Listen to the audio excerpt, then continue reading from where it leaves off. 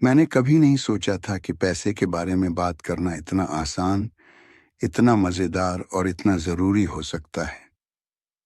यही अनुभव होता है जब आप इस किताब को पढ़ते हैं।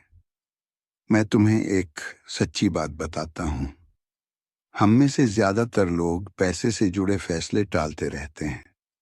हम सोचते हैं कि निवेश करना बहुत जटिल है, बजट बनाना उबाऊ है और अमीर बनना तो शायद किस्मत वालों का खेल है। लेकिन रामिट इस सोच को पूरी तरह बदल देता है। वो कोई सूट बूट वाला सलाहकार नहीं है, बल्कि ऐसा दोस्त है जो तुम्हें हंसते हंसते सिखाता है कि कैसे अपने पैसों को काबू में लो, गिल्ट फ्री खर्च करो और एक ऐसा जीवन जियो जो तुम्हारे मूल्यों के अनुसार हो। इस किताब की सबसे बड़ी खूबी है इसका व्यक्तिगत अंदाज। रामिट कहता है, रिच बनने का मतलब सिर्फ करोड़पति बनना नहीं है। इसका मतलब है वो जिंदगी जीना जो तुम सच में जीना चाहते हो। किताब को रमित ने एक 6 सप्ताह की योजना के रूप में लिखा है, लेकिन इसके भीतर लगभग 9 विषयगत अध्याय हैं जिनमें हर पहलू को विस्तार से समझाया गया है। क्रेडिट कार्ड से लेकर निवेश तक, खर्च की आदतों से लेकर बड़े फैसलों तक। अब हम इस किताब की समीक्षा शुरू करते हैं, हर अध्याय को एक एक करके।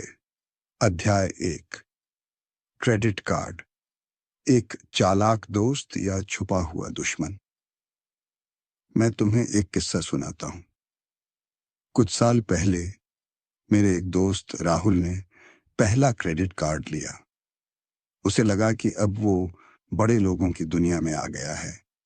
शॉपिंग, ट्रैवल और ईएमआई सब उसकी मुट्ठी में है। पहले महीने उसने एक स्मार्टफोन खरीदा, दूसरे महीने कुछ कपड़े और तीसरे महीने बस बिल आ गया, 38,000 रुपए का। वो घबरा गया। ईएमआई चुकाने के लिए उसने दूसरा कार्ड लिया, फिर तीसरा, और फिर वो उस जाल में फंस गया जिसे हम कहते हैं क्रेडिट कार्ड का कर्ज। अब सोचो, अगर राहुल को किसी ने पहले ही समझा दिया होता कि क्रेडिट कार्ड एक औजार है, कोई जादू की छड़ी नहीं, तो क्या वो उस जाल में फंसता?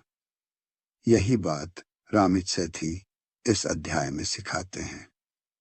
वो कहते हैं, क्रेडिट कार्ड तुम्हारा दुश्मन नहीं है अगर तुम उसे समझदारी से इस्तेमाल करो। वो इसे एक पार्टनर की तरह देखते हैं जो तुम्हें कैशबैक, रिवॉर्ड्स और क्रेडिट स्कोर सुधारने में मदद करता है। लेकिन शर्त यह है, तुम्हें इसे कंट्रोल करना आना चाहिए। रमित की सलाह, कहानी की भाषा में। 1, सही कार्ड चुनो, जैसे सही दोस्त चुनते हो। हर कार्ड का अपना स्वभाव होता है। कोई ट्रैवल में मदद करता है, कोई शॉपिंग में। रमित कहता है, तुम्हें वो कार्ड चाहिए जो तुम्हारे लाइफस्टाइल से मेल खाता हो, न कि जो फ्लैशी दिखे। 2, ऑटोमेटिक पेमेंट, भरोसेमंद आदत। जैसे तुम रोज सुबह ब्रश करते हो, वैसे ही हर महीने पेमेंट अपने आप होनी चाहिए। रामिट कहता है, विल पावर धोखा देती है, लेकिन सिस्टम नहीं। 3, क्रेडिट स्कोर, तुम्हारी आर्थिक प्रतिष्ठा। ये वो नंबर है जो बताता है कि तुम पैसे के मामले में कितने जिम्मेदार हो। अगर तुम समय पर भुगतान करते हो, ज्यादा इस्तेमाल नहीं करते और पुराने कार्ड बंद नहीं करते, तो ये नंबर ऊपर जाता है। 4, गलती हो जाए तो बात करो, डर मत। अगर कभी लेट फीस लग जाए तो रामित एक्चुअल बातचीत के तरीके देता है। जैसे, हेलो, मैं आपका पुराना ग्राहक हूं, क्या आप एक बार के लिए ये लेट फीस माफ कर सकते हैं? और हाँ, ये काम करता है। रामिट का अंदाज कैसा है? वो कोई प्रोफेसर नहीं है। वो तुम्हारा दोस्त है जो कहता है, भाई, ये करो और देखो कैसे फायदा होता है। वो मजाक करता है, एग्जाम्पल्स देता है, और हर बात को एक्शन में बदल देता है। निष्कर्ष: अगर तुम सोचते हो कि क्रेडिट कार्ड सिर्फ कर्ज का रास्ता है, तो रामित तुम्हारी सोच बदल देगा। वो कहता है, पैसे से डरना बंद करो, उसे समझो, उसे साधो, और फिर देखो कैसे वो तुम्हारे लिए काम करता है। ये अध्याय एक चेतावनी नहीं है, ये एक संभावना है। जैसे राहुल ने गलती की, वैसे तुम मत करना। क्रेडिट कार्ड को अपना चालाक दोस्त बनाओ, न कि छुपा हुआ दुश्मन। अध्याय 2: बैंकों को हराना जब तुम्हारा पैसा तुम्हारे लिए काम करे। मैं तुम्हें एक और कहानी सुनाता हूं। मेरे एक दोस्त नीलेश हर महीने अपनी तनख्वाह का एक हिस्सा सेविंग्स अकाउंट में डालता था। उसे लगता था कि वो बचत कर रहा है, लेकिन एक दिन उसने देखा कि उसका बैंक सिर्फ 3 रुपए का ब्याज दे रहा है और 250 रुपए का मेंटेनेंस फी काट रहा है। मतलब बैंक उसके पैसे से कमाता रहा और उसे ही नुकसान हुआ। अब सोचो, अगर नीलेश को पहले ही कोई समझा देता कि बैंकिंग सिस्टम कैसे काम करता है, तो क्या वो ऐसा नुकसान उठाता? यही काम रामित सेठी इस अध्याय में करता है। वो तुम्हें सिखाता है कि बैंक को हराना कैसे है, ताकि तुम्हारा पैसा तुम्हारे लिए काम करे, न कि बैंक के लिए। रमित क्या कहते हैं? वो कहते हैं, बैंक तुम्हारे दोस्त नहीं है, वो तुम्हारे पैसे से कमाते हैं और तुम्हें फीस में उलझा देते हैं। इसलिए जरूरी है कि तुम ऐसे बैंक चुनो जो लो फी, हाई इंटरेस्ट और यूजर फ्रेंडली हों। रमित की सलाह कहानी की भाषा में। 1. बैंक चुनना मतलब पार्टनर चुनना। जैसे तुम किसी बिजनेस पार्टनर को सोच समझकर चुनते हो, वैसे ही बैंक चुनो। रामिट कहता है, तुम्हें ऐसा बैंक चाहिए जो तुम्हारे पैसे को बढ़ाए, न कि काटे। 2. No fee accounts. छुपे हुए जाल से बचो। कई बैंक 100 से 500 रुपए तक की हिडन फीस लेते हैं, maintenance, ATM usage, SMS alerts वगैरह। रमित सलाह देता है कि ऐसे अकाउंट्स चुनो जिनमें कोई मंथली फी ना हो। 3. High interest savings. पैसे को सोने मत दो। अगर तुम्हारा सेविंग्स अकाउंट सिर्फ 2% ब्याज दे रहा है, तो वो पैसा इन्फ्लेशन के सामने हार रहा है। रामिट कहता है, तुम्हारा पैसा सोना नहीं चाहिए, उसे काम करना चाहिए। 4. ऑटोमेटिक सिस्टम बनाओ। हर महीने सैलरी आते ही पैसा अलग अलग जगह चला जाए, कुछ सेविंग में, कुछ इन्वेस्टमेंट में, कुछ खर्च के लिए। रामिट इसे कहते हैं कॉन्शियस ऑटोमेशन। मतलब तुम्हारा पैसा तुम्हारे वैल्यूज के अनुसार बांटे, बिना तुम्हें रोज सोचना पड़े। निष्कर्ष: यह अध्याय तुम सिखाता है कि बचत सिर्फ पैसे को जमा करना नहीं है, बल्कि उसे सही जगह रखना है। अगर तुम सोचते हो कि बैंक तुम्हारे पैसे की रक्षा करते हैं, तो रामित तुम्हें दिखाता है कि कैसे वो तुम्हारे पैसे से कमाते हैं। वो कहते हैं, तुम्हारा पैसा तुम्हारे लिए काम करे, न कि किसी और के लिए। अध्याय 3: निवेश की तैयारी। डर को हराकर भविष्य को गले लगाना। चलो एक और कहानी से शुरुआत करते हैं। मेरी एक दोस्त स्नेहा को हमेशा लगता था कि निवेश करना बहुत जटिल है। उसे लगता था कि शेयर बाजार सिर्फ उन लोगों के लिए है जो सीएनबीसी देखते हैं, ग्राफ पढ़ते हैं और हर दिन स्टॉक्स की चाल पर नजर रखते हैं। वो कहती थी, मेरे पास न तो इतना पैसा है, न ही इतना दिमाग।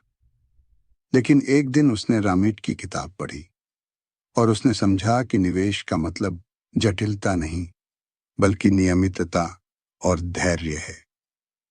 रामिट क्या कहते हैं? रामिट इस अध्याय में सबसे पहले उस डर को पहचानते हैं जो निवेश से जुड़ा होता है। वो कहते हैं, लोग सोचते हैं कि निवेश रिस्की है, लेकिन असली रिस्क है कुछ न करना। वो निवेश को एक ऐसी प्रक्रिया बताते हैं जो धीरे धीरे सिस्टम के जरिए और आपके लक्ष्य के अनुसार की जाती है। रामिट की सलाह कहानी की भाषा में। एक, निवेश की शुरुआत, छोटे कदम, बड़ा असर। रामिट कहते हैं कि निवेश शुरू करने के लिए आपको करोड़ों की जरूरत नहीं है। 500 से 1000 रुपये महीने से शुरुआत करो। वो कहते हैं, स्थिरता तीव्रता से ज्यादा शक्तिशाली है।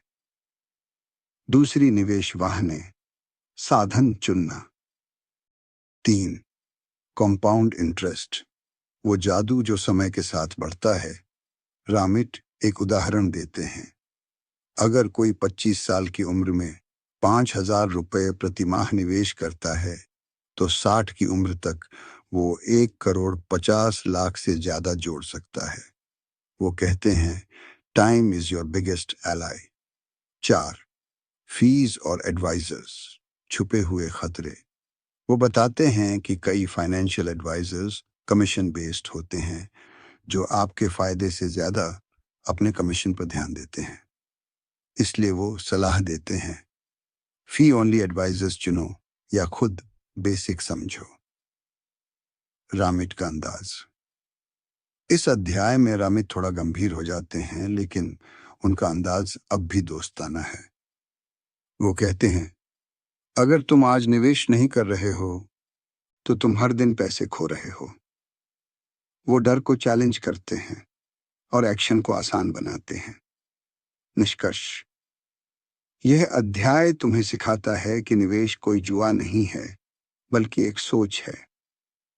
अगर तुम सोचते हो कि निवेश सिर्फ अमीरों का खेल है, तो रामित तुम्हें दिखाता है कि हर 500 रुपये की SIP भी तुम्हें अमीर बना सकती है, अगर तुम समय और धैर्य के साथ चलो। वो कहते हैं, तुम्हारा पैसा तुम्हारे लिए काम करे जब तुम सो रहे हो।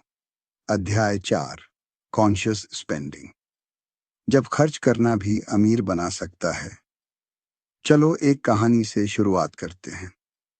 मेरे एक दोस्त प्रतीक को हर बार गिल्ट होता था जब वो स्टारबक्स की कॉफी खरीदता था।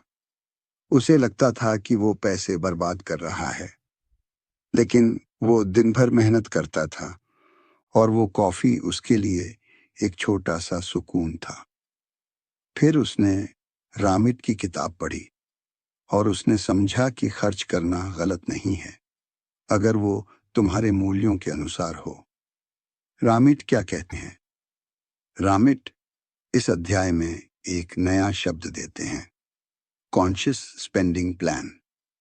मतलब ऐसा बजट जिसमें तुम अपने खर्च को गिल्ट फ्री तरीके से एंजॉय कर सको और साथ ही सेविंग और इन्वेस्टिंग भी कर सको। वो कहते हैं, बजट बनाने का मतलब ये नहीं कि तुम हर छोटी चीज के लिए पछताओ। इसका मतलब है कि तुम अपने पैसे को अपने वैल्यूज के अनुसार बांटो। रामिट का अंदाज। इस अध्याय में रामित सबसे ज्यादा इंसानी लगते हैं। वो कहते हैं, तुम्हें अमीर बनने के लिए हर खुशी छोड़ने की जरूरत नहीं है।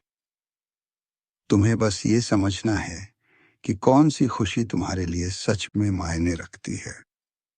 निष्कर्ष, ये अध्याय तुम्हें सिखाता है कि पैसे का सही इस्तेमाल वही है जो तुम्हें खुशी दे और तुम्हारे भविष्य को सुरक्षित रखे। अगर तुम सोचते हो कि अमीर बनने के लिए हर खर्च छोड़ना पड़ेगा, तो रामिट कहता है, नहीं, तुम्हें बस समझदारी से खर्च करना है।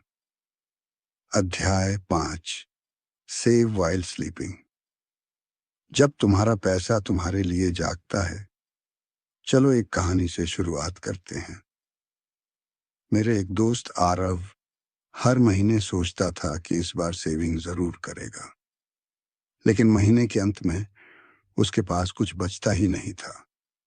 कभी शादी का कार्ड, कभी नया फोन, कभी मूड ऑफ तो बाहर खाना।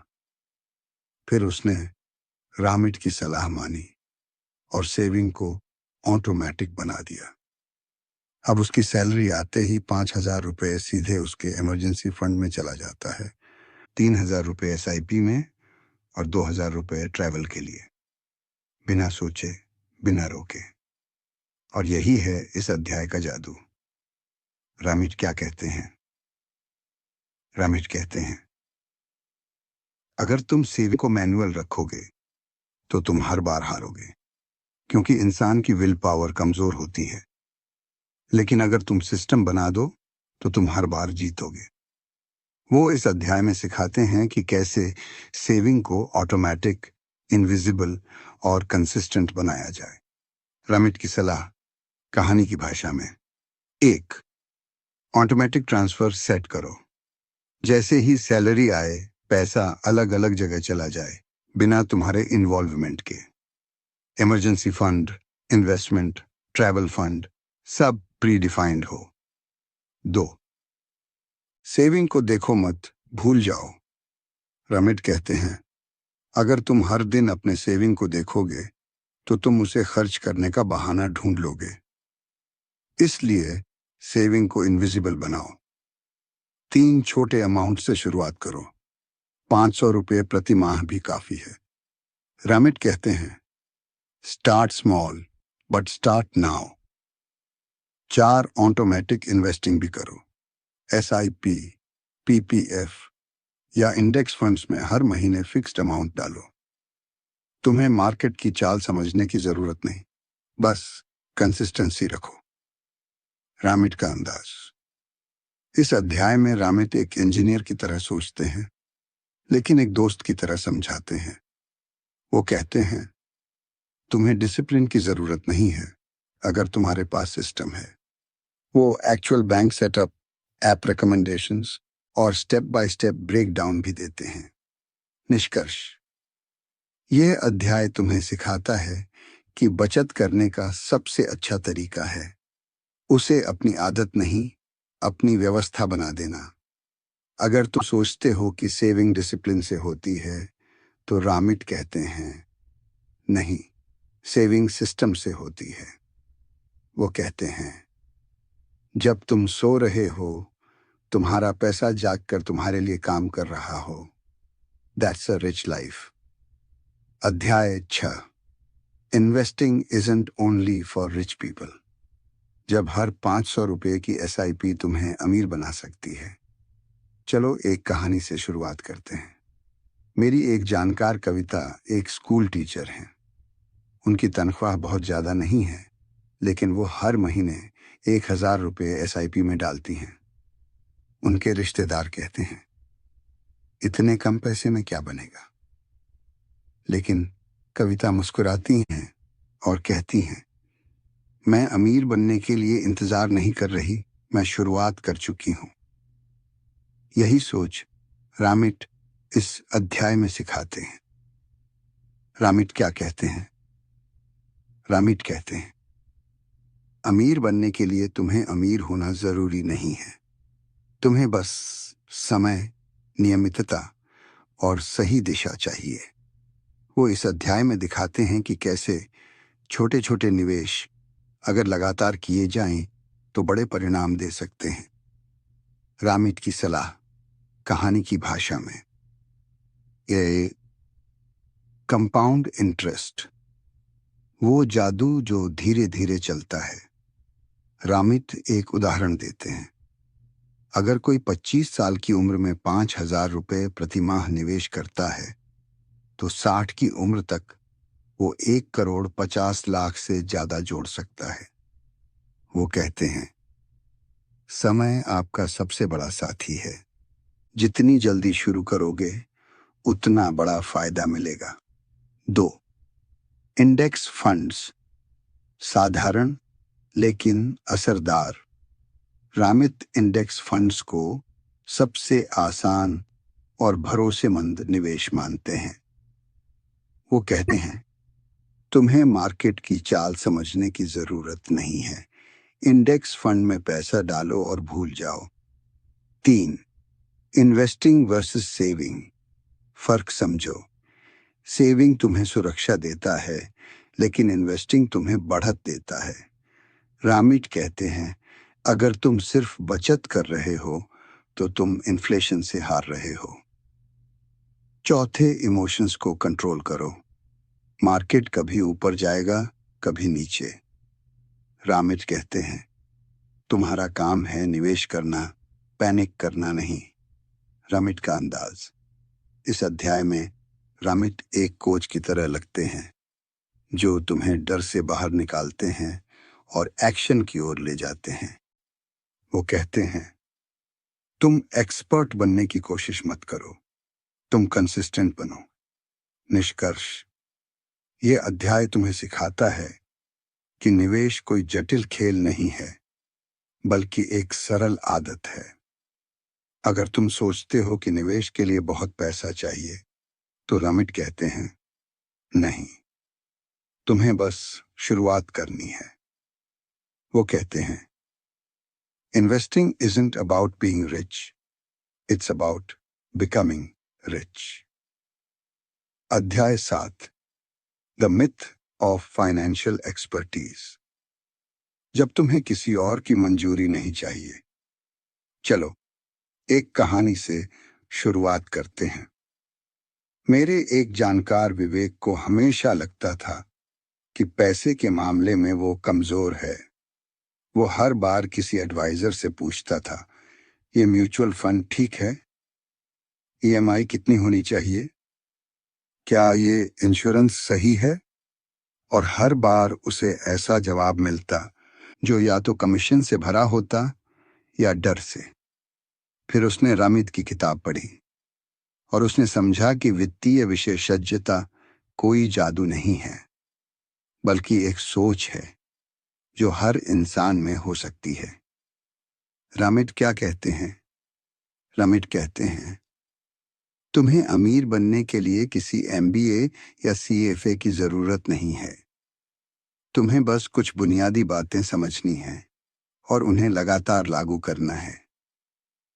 वो इस अध्याय में दिखाते हैं कि कैसे कई फाइनेंशियल एडवाइजर्स खुद भ्रम फैलाते हैं और कैसे तुम खुद अपने पैसे के मालिक बन सकते हो। रामित की सलाह कहानी की भाषा में। 1.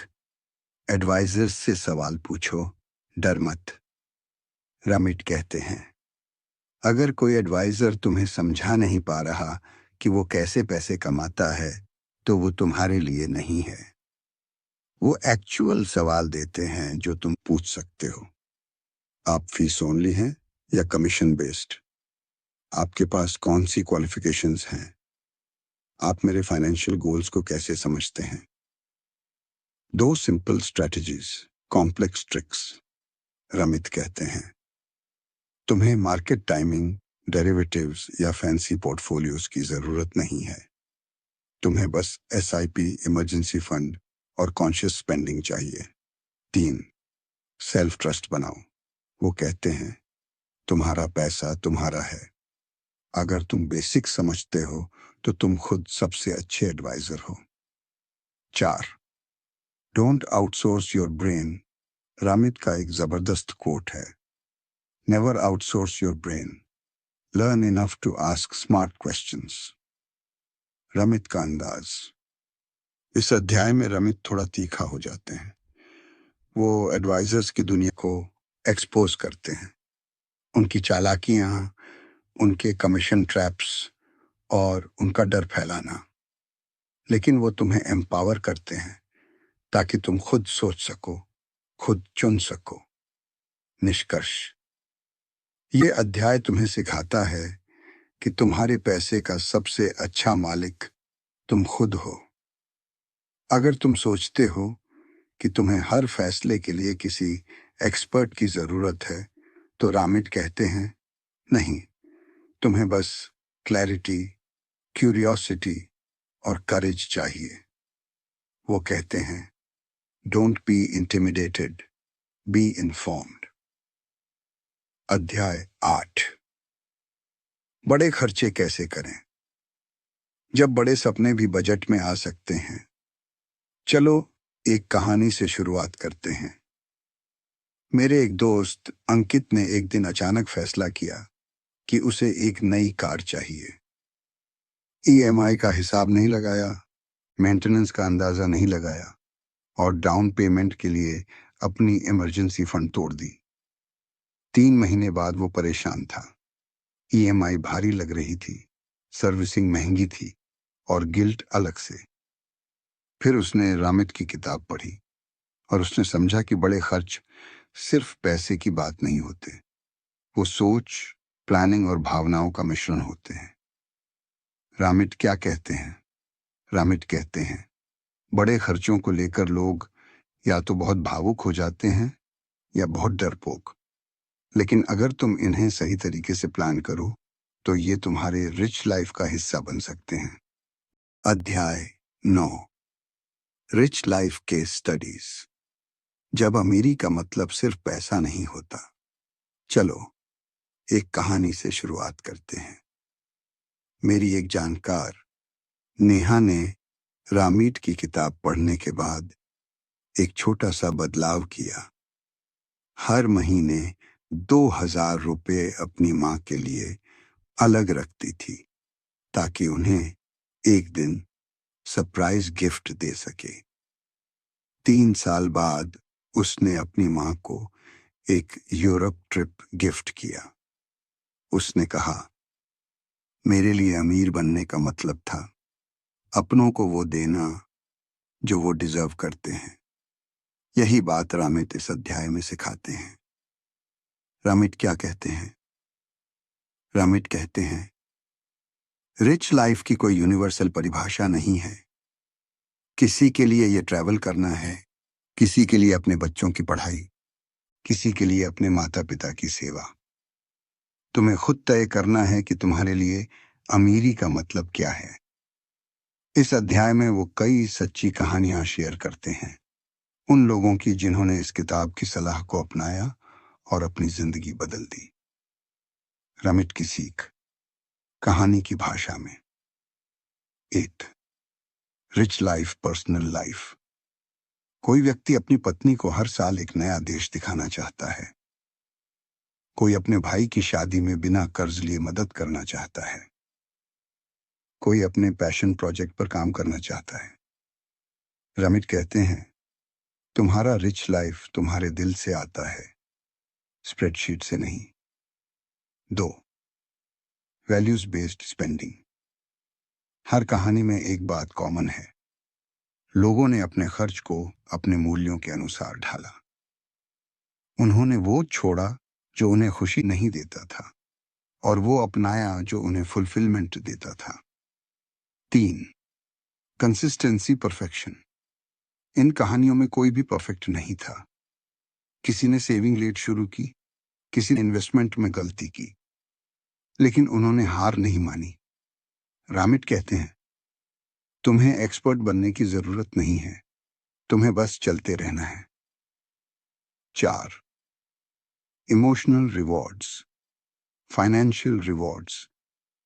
एक व्यक्ति ने अपनी माँ को रिटायरमेंट गिफ्ट दिया। एक महिला ने अपनी बेटी को बिना कर्ज के कॉलेज भेजा।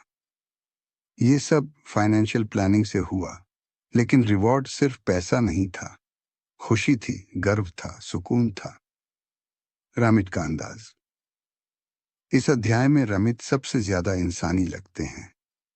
वो कहानियां सुनाते हैं, आंकड़े नहीं। वो कहते हैं, तुम्हारा रिच लाइफ स्प्रेडशीट में नहीं, तुम्हारे दिल में है। निष्कर्ष, ये अध्याय तुम्हें सिखाता है कि अमीर बनने का मतलब सिर्फ बैंक बैलेंस नहीं है, बल्कि वो जिंदगी है जो तुम अपने मूल्यों के अनुसार जीते हो। अगर तुम सोचते हो कि अमीरी एक नंबर है, तो रामिट कहते हैं, नहीं, अमीरी एक अनुभव है। वो कहते हैं, define your rich life, then build it. समग्र समीक्षा, I will teach you to be rich किताब की, रामित सेठी की किताब I will teach you to be rich कोई साधारण वित्तीय गाइड नहीं है। ये एक ऐसा अनुभव है जो पैसे से जुड़े हर डर, हर भ्रम और हर असमंजस को तोड़ता है। ये किताब तुम्हें स्प्रेडशीट नहीं देती, ये तुम्हें एक दृष्टिकोण देती है। एक ऐसा दृष्टिकोण जिसमें पैसा सिर्फ एक साधन है, मूल्य आधारित जीवन जीने का जरिया है। क्या सिखाती है ये किताब? क्रेडिट कार्ड से डरना नहीं, उन्हें साधना है। बैंकों को हराना है, अपने पैसे को सही जगह लगाना है। निवेश करना है, चाहे 500 रुपए से ही क्यों ना शुरू हो। खर्च करना है गिल्ट फ्री, लेकिन सोच के साथ। बचत को आदत नहीं, सिस्टम बनाना है। बड़े सपनों को प्लान करना है, न कि टालना। वित्तीय विशेषज्ञता को खुद में खोजना है। और अंत में अपनी रिच लाइफ को खुद परिभाषित करना है। किताब की सबसे बड़ी ताकत क्या है? इस किताब की सबसे बड़ी ताकत है रामित का मानवीय अंदाज। वो तुम्हें डराकर नहीं, समझाकर सिखाते हैं। वो कहते हैं, तुम एक्सपर्ट नहीं हो, कोई बात नहीं। तुम सुसंगत हो, बस वही काफी है। हर अध्याय एक्शनेबल है, हर सलाह व्यवहारिक है, हर उदाहरण रिलेटेबल है। किसे पढ़नी चाहिए ये किताब? जो लोग पैसे से डरते हैं, जो सोचते हैं कि सेविंग और इन्वेस्टिंग बहुत जटिल है, जो गिल्ट फ्री खर्च करना चाहते हैं, जो अपने सपनों को प्लान करना चाहते हैं, जो अपने जीवन को अपने मूल्यों के अनुसार जीना चाहते हैं। अंतिम संदेश। रामिट कहते हैं, A rich life is lived outside the spreadsheet। मतलब अमीर बनने का मतलब सिर्फ नंबर्स नहीं है। अमीर बनने का मतलब है वो जिंदगी जीना जो तुम्हें सुकून दे, गर्व दे और आजादी दे।